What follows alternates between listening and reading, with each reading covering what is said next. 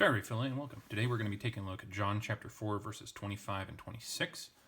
But first, last time in John chapter 4.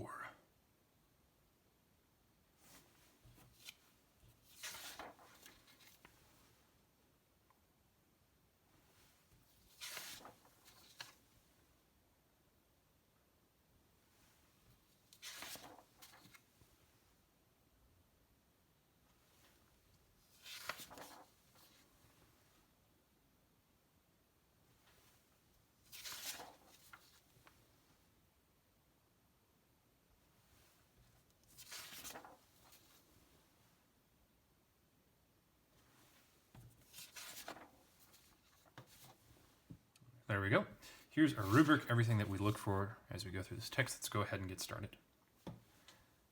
Lege autoi hegune. Oida hoti messias erkatai, ho legomonos Christos. Hotan elthe ekenos, anangelei heimin hapanta. Lege autei ho Jesus, ego emi, ho lalon soi. And there we go. First word is our verb, which is very nice. You've seen this one many times before. It's interesting that we're going into the present tense. Again, I think that's all I'm going to say for the parsing for now. We've got sub iota there for our indirect objects, dative, singular, and masculine. Clearly referring to Jesus, and we forgot to put quote marks in there to close off what he was saying. Hey gune, that hey tells us that this is nominative, singular, and feminine, our subject. So it's the woman says to him, quote, oida we've seen before. We have this alpha here, which is, of course, our first person singular perfect form, but present in meaning, active, and it is indicative. And then we take a look at that. Hoti is going to be introducing a either indirect or direct statement, since we have erkatai, tau, alpha, iota, for third person, singular, present, active, indicative. We know that this is going to be a direct statement. So, I know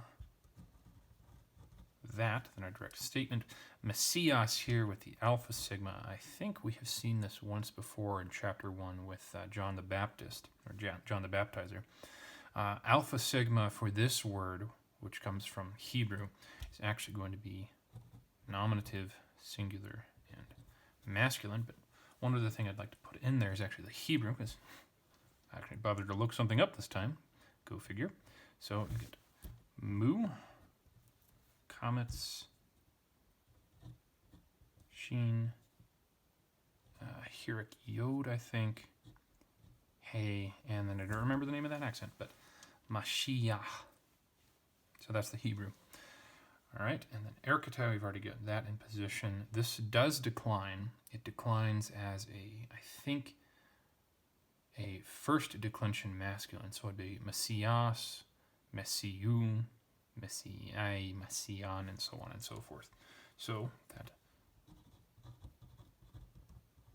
Messiah comes.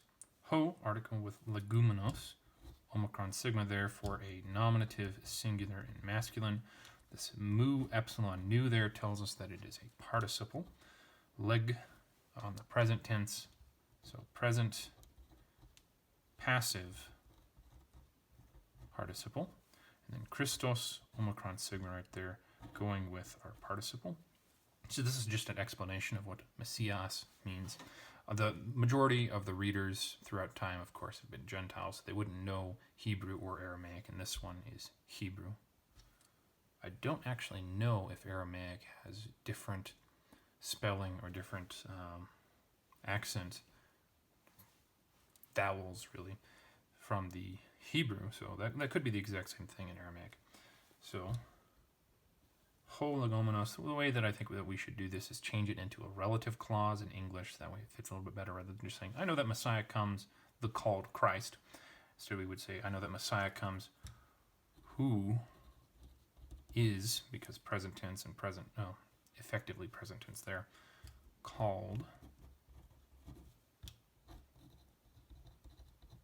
Christ. We move on to our next clause. We have hoton. We've seen this before. And this introduces a subjunctive clause. In this case, it's going to be introducing a temporal future clause. When. Elthei, we've got that sub-iota on the eta as our ending for this verb. This is erkomai, eleusumai, elthon. So we know that this is going to be a third person singular. It is aorist. Active. Lost myself there for a minute. And it is, of course, the subjunctive, as was said, with hoton. And then we have akeinos here with omicron sigma, our nominative singular masculine subject. And this is going to be the further demonstrative, the one over there is what we would talk about. If we had tutos, then we would know the one over here. This one comes, but no, instead we have that one, specifically Messias. When that one comes. So you'll note I'm translating this as a present even though it is aorist in form. The reason that I'm doing that is actually because of the hoton. I don't know if we've talked about this previously when we've seen hoton or something like that before. So the aorist is really just giving us the aspect of the verb rather than the tense of the verb. Hoton is what gives us one of the things that gives us the tense. The other thing is the surrounding verbs. You've got perfect acting is present, present, present, present right there. So it's not a past event that this clause is talking about, but with hoton, it's really talking about a future event. The aorist is just telling us that it is a singular event. When that one comes, the one time that he comes, for the specific purpose that we're about to find out here. So that's why present tense in the English, even though aorist tense right there. Angele, we have epsilon iota there, circumflex accent to show us that we've got the contraction probably of epsilon iota. It's angel. Leo, I think. Could be ao. I don't remember that. So, third person, singular. You get two gammas, so that tells us that this is going to be the present tense, and also no augmenting vowel right there. It is active, and it is indicative, so I should probably mark that. Two gammas, alpha. Heimin, here we have with the iota nu, our dative, plural. And it's going to be no gender, it's generic. So we could say common, I suppose. And then hapanta with that alpha right here. And we've got the prefix right there, which just, I forget exactly why there's a difference between pas and apas. It might make it more emphatic. I don't remember. And I don't think the dictionary that I have is very clear on that anyway, so can't really help you there. If you know, let me know. That would be great. So apanta, this is going to be the neuter form, I think. Actually, I have buried, of course, under various things, my card. Hang on a moment. There we go. So, panta, masculine, pan, neuter, in the singular. Pantas is masculine in the plural, and panta is neuter in the plural. So it could be that we have here a masculine singular accusative. When that one comes, he tells us everything, or when that one comes, he tells us all things, plural. So usually the only reason that we would have masculine is if it is in reference to a specific or a known thing specified in here or known by the reader on context.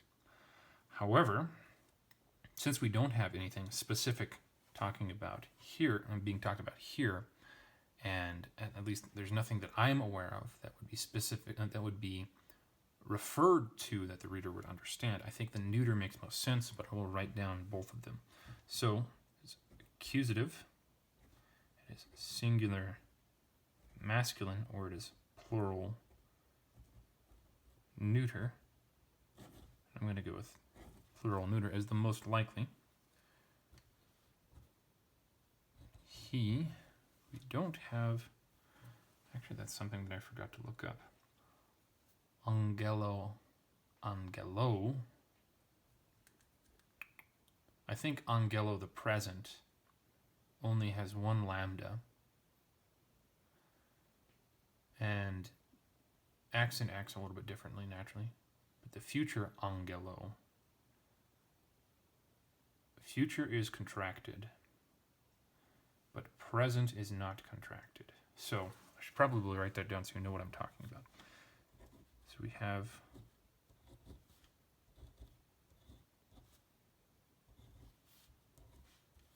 oop, that's terrible. So that's going to be our present, I think. And then the future is a little bit different.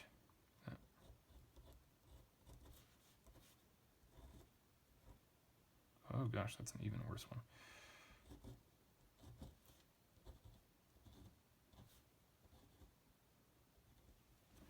So, since this is not a contracted form in the present, the accent goes with epsilon.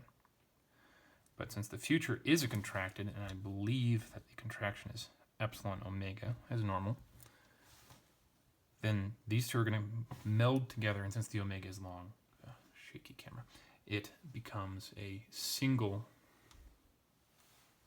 it becomes a circumflex. So, if my memory about this is correct, then actually, because we have the circumflex right there, that should tell us that this is the future stem. And it could also be that I'm wrong in my memory. There are actually two lambdas in the present, but only one in the future. But I don't think so. So I'm going to correct that from present to future. And if it does turn out that I've made an error along here, the way somewhere here, I will leave a note.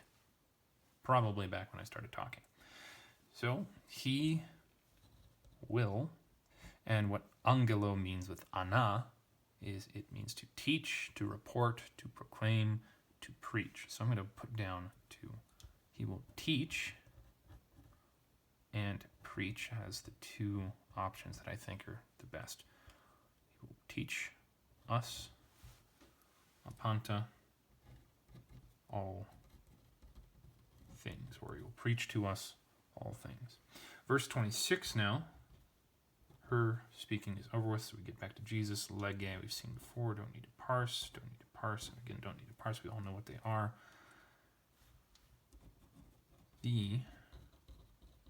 Jesus says to her, and then we get his quote, and this is that wonderful phrase that we've seen beforehand, this phrase where if you don't know Jewish culture, if you don't know Jewish language, you might just skip right by you. But this is one of those phrases that really drives the Pharisees up the wall because of what the implications of it are. I think I've talked about it before. It's basically saying God, because of what the tetragrammaton means. So, first person singular, present, active. Oh gosh, it's with me in commas today. Indicative with a nominative singular, emphatic. I am. And then the rest of what he says here, article with la lone, we've got an omega nu, which we know is a participial ending. Circumflex tells us that this is a contraction, and again, I think this is an epsilon. A lot of them are epsilons. So nominative, singular, masculine, as the article also indicates, and it is present, la leo, active, because the active participle uses the on ontos, and it is indicative, which is not spelled that way. There we go. I am, and then again, I think we should translate this as a relative clause. I am who am speaking. And then soy, omicron, iota there is, of course, dative singular. Yes, dative singular. I'm speaking to you. So basically what Jesus is saying here is two things. He's answering her unasked question here, which he's really thinking. But he's also making a declarative statement. He's saying, so she says, oh, we're waiting for Messiah. And Jesus says, I'm God, also I'm Messiah. Both together. So there we have it. That's all I have. Thank you very much for joining me. I hope taking a look at this has been helpful for you, and I hope that you have a very good day. Farewell.